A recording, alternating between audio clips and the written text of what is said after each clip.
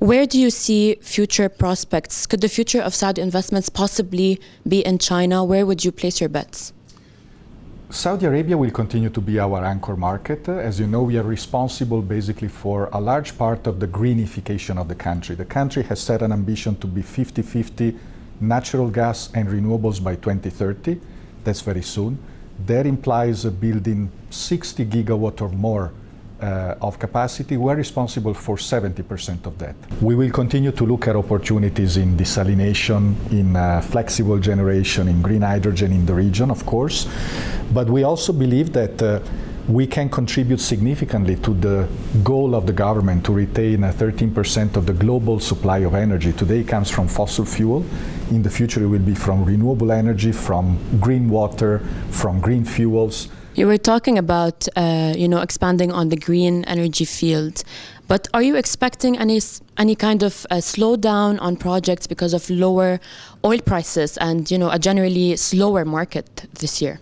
Not at all, because mainly we operate in countries and in regions that still have a significant economic growth. So a slower growth means a slower growth. It means no growth. So there is a need to have more power, more green fuels, more water. What you see today is that you don't build a renewable project because of ideology.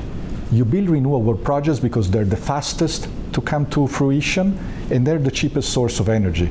So that is why we don't believe that there will be a slowdown. You were initially speaking about projects in Asia. Are there any agreements underway with countries like China, Russia, or possibly even India? Yeah, we don't have agreements with Russia, and it's not a geography where we're planning to operate.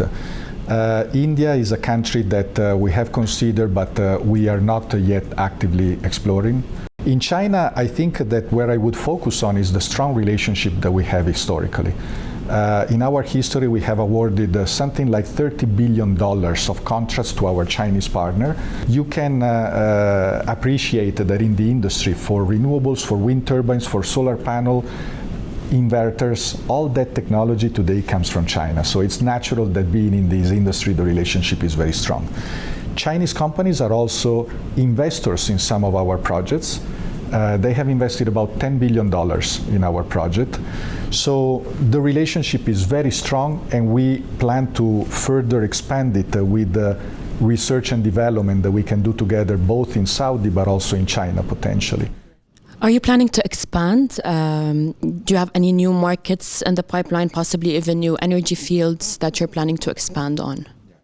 I think that in the short term, the strategy is going to be an evolution, not really a revolution. So where we focus on is really, I would say, the key technology where we master. So desalination, we're really number one in the world.